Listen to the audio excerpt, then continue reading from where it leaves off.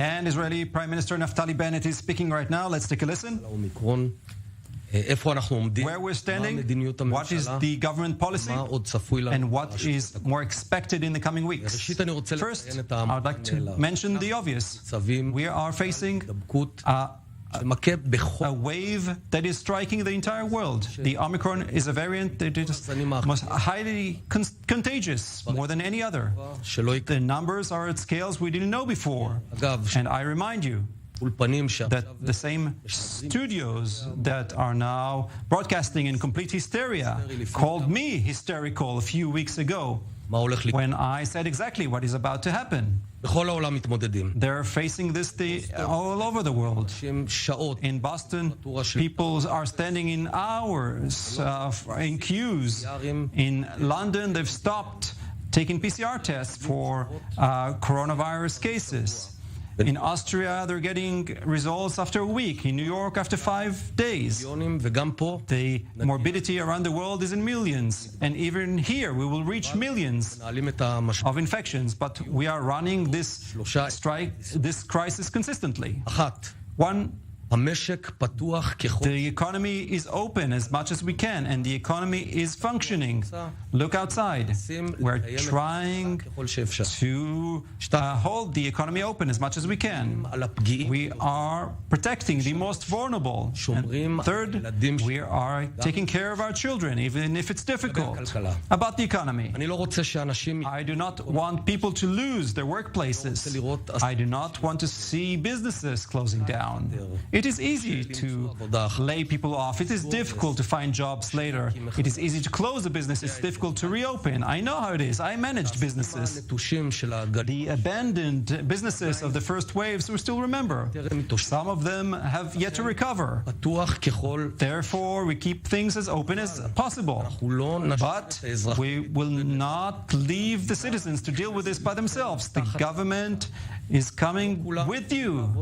Not everyone can work from home. There will be many people in quarantine. And for those quarantines, there's a heavy financial price. All of the employees will be paid, both for their quarantine days, starting from the first day. And there are also answers for the small businesses. Second, we protect the vulnerable, the high-risk public. We, in Israel, maintain the geriatric, the old people's homes very well. We reached agreements with Pfizer, and about 400,000 elderly in Israel have taken the fourth jab in Israel. That is a unique achievement for Israel. There's no other country that has done so. And I can also determine that there is no other country that keeps after its elderly as well as Israel does. And we all need to be proud of that. I call on the elder public to be careful in the coming weeks. Do not go where you don't need to go. And the third principle, we are taking care of our children, even if it's difficult. Look, the Omicron is hurting children. That is a fact. This variant does not pass over children. Most of them will have no symptoms or just very lightly ill. But those who are not vaccinated could get it hard. I must say that when I look at the graphics of hospitalized kids all over the world, and I think about our children, those who have yet to vaccinate, and I feel bad. Therefore, here in Israel, we have a strict method when it comes to children. There's no easings. The health system is under the same regulations as everyone else. Therefore, we will see more isolated children because not enough children have vaccinated. I call on the parents who did not vaccinate their children, go out and vaccinate. But I will not give up the principle of protecting children who are not vaccinated. We have antigen tests. Therefore, we transfer this week 3 tests for each each student for free, and will continue to do so in the coming weeks to bring more free tests for home use. By the way, the rest of the family can use the same tests. As for the long queues, we in Israel are among the record holders of tests. We do almost 400,000 tests a day. The queues are long. I understand this. If there's something I hate, is standing in line. I know how frustrating that is. But the reason the queues are long is the fact that there are many people who are infected. Therefore, we have adjusted the tests to the overload so that people do not need to wait 5 or 8 days for results. Soon we'll have more easings about this. I ask of anyone who doesn't need to take a PCR test, don't take it. Just use the antigen test. Why? Because we want to save those PCR tests for the elderly. When we find out that an elderly is positive, we can give him the pill and save his life. So anyone who doesn't need to go, don't go. Don't take the PCR test. To conclude, my friends, these will be difficult weeks ahead of us. We will overcome this. The state of Israel is giving the best protection layers in the world. Vaccinations, pills, financial assistance. But each and every one of us must be responsible for himself and his children, his parents. Vaccinate. Wear a mask because it works. And do not gather when it's not needed. There is no room for panic. There is no room for hysteria. We will overcome this together. Thank you very much. Questions? Experts say that even a lockdown will not help anymore. Is it true to say that we lost control? We know that there is a wave that is bound to strike Israel, and the time we earned, we managed to stabilize the strategy and prepare the state of Israel for this tsunami. The main principle is to take care of the vulnerable. The tsunami goes by. The question is what happens during the tsunami. And I'm saying that the state of Israel protects, that no one else in the world gives to the elderly with the Pfizer pills that many others do not have. They will have in the future, but the tsunami is here right now. About 400,000 adults have already been vaccinated with the 4th jab. So let's take care of them, and this is how we will go through this. And you're right, the lockdown does not help. We saw places in the world that have imposed a lockdown, and still the wave has struck. I'm not going in that direction. I'm going in the current direction. But if in 1 week a third of the employees will be quarantined, that is like a lockdown. No, that is not the same, because everyone who's vaccinated doesn't need to quarantine. The vaccinated need a negative test and go on with their lives. The unvaccinated, yes, need to go in quarantine. It's not for nothing. We're asking everyone to vaccinate. It's not too late. Mr. Prime Minister, our question is to the business owners who are suffering a major financial damage these days. I will present you their question. Mr. Prime Minister, I have 2 restaurants and a pub. How do you want us to pay taxes? There's no one in the restaurants. Come and see the empty restaurants. How do you want us to pay taxes? How do you want us to pay taxes? The situation is terrible. Customers are afraid to come.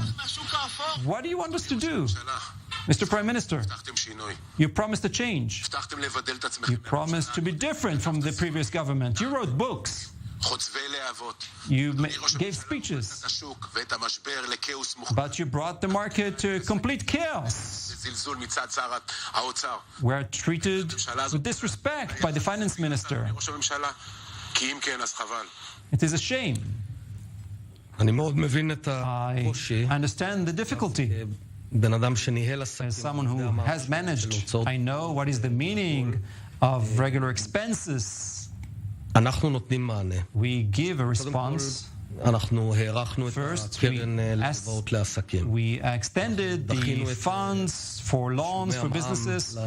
We extended the tax payments, deferred them, and will defer them further if needed, so that they do not have to spend money that they don't have.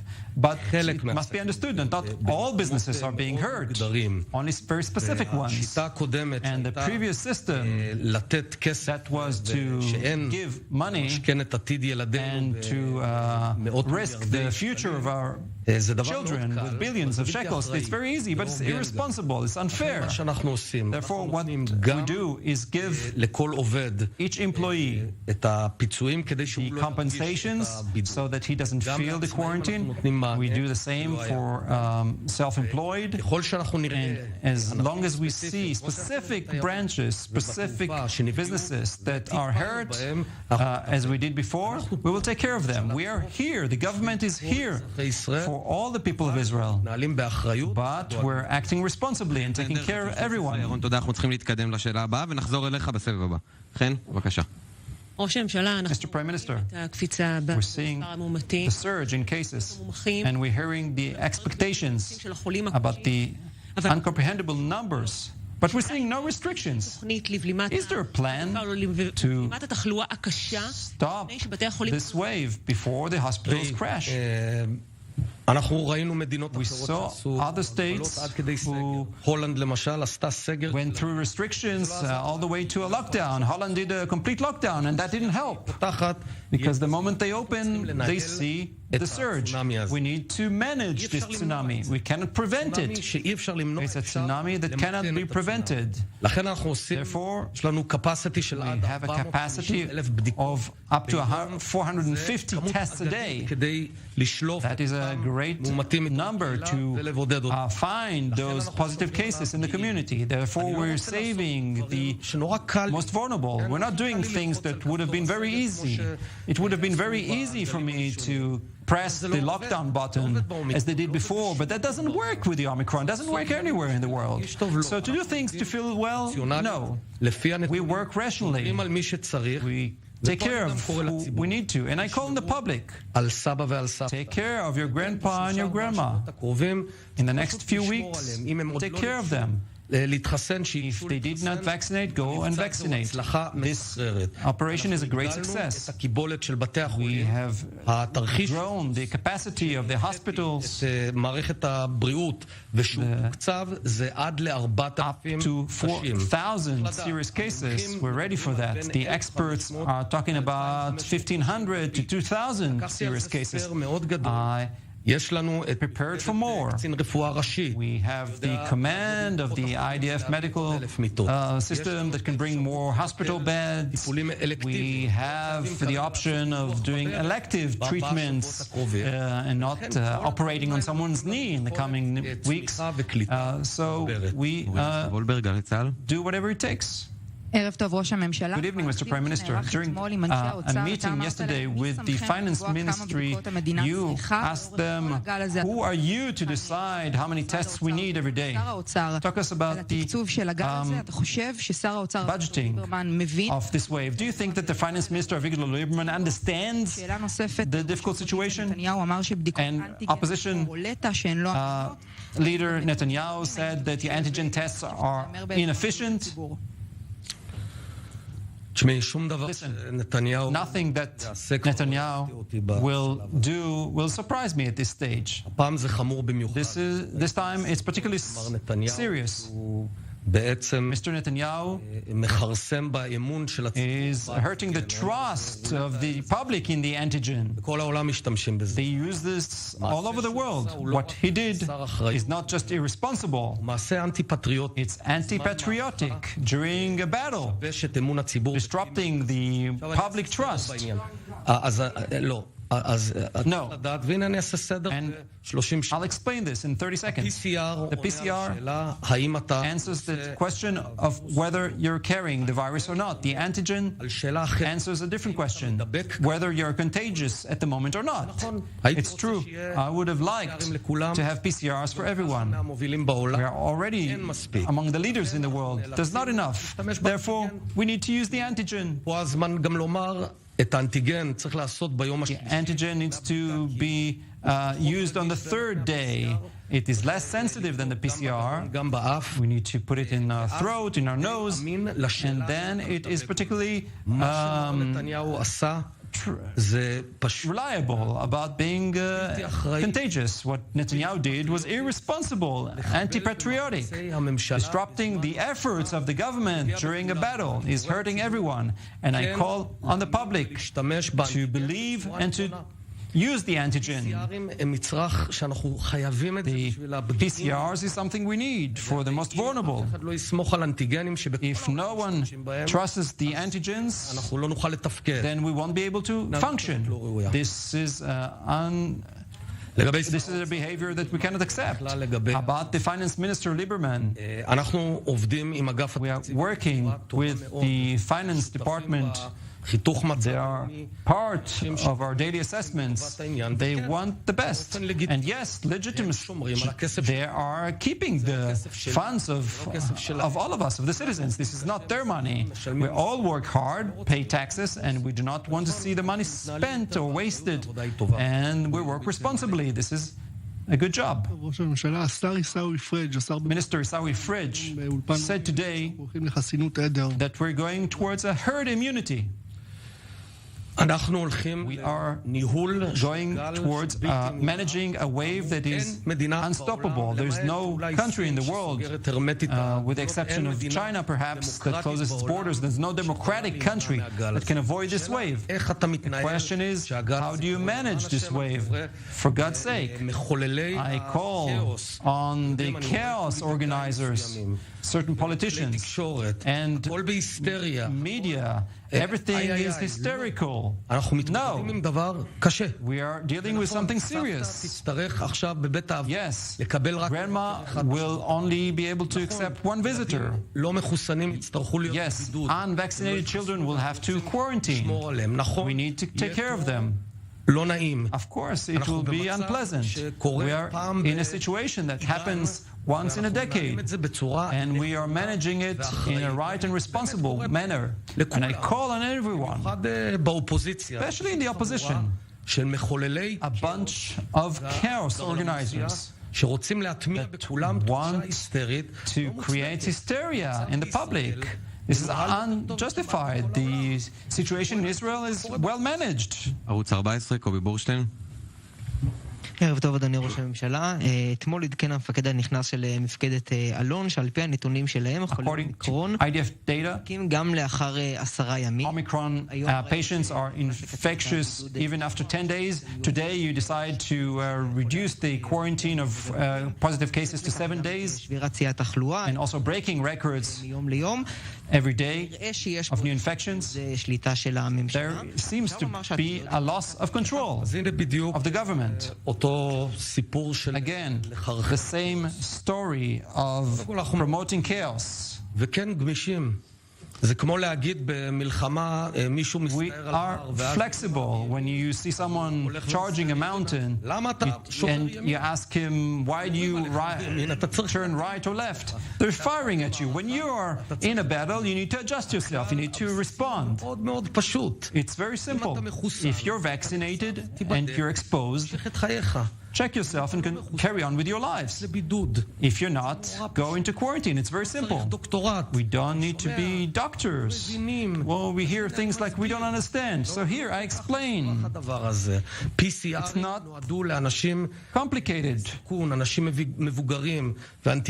The PCRs are for vulnerable and the antigen for younger people. About this report, I don't know it. I'm not aware of it. It's very rare. The Omicron is lasting less time than other variants in the body. it reproduces faster, and therefore you're very contagious at the beginning. But in the 10th day, that is very rare, and we need to balance. Not because of a rare case to leave the whole state of Israel in quarantine. אהרון, אנחנו נאפשר שאלה אחת לפול של התקשורת הזרה. שאלה מופנית מקובי בן מלך מבלומברג. כיצד היית מגדיר, אדוני, אסטרטגיית הקורונה של מדינת ישראל? Israel's corona strategy. באופן קבוע עם מנהיגי העולם, אם תוכל להרחיב. It's reported that you discuss with world leaders. So Israel is following three guiding principles: to keep our economy open, to protect the most vulnerable folks in the society, the elders, and to take care of our children, that many of them are vulnerable. And as a father of four, I know just how hard this can be. Israel is continuing to pioneer the battle against COVID. We've already vaccinated almost 400,000 Israelis who've received the fourth dose, and that number continues to rise. The initial indications are that these vaccines indeed increase dramatically the number of antibodies in the blood, and we know that that most likely provides a better protection against infection and against severe illness. שאלה אחרונה, איציק, בבקשה. חברים, אנחנו סיימנו, תודה רבה. תודה רבה, אנחנו נעבור את זה ביחד. Thank you very much. Yes, this was Israeli Prime Minister Naftali Bennett speaking right there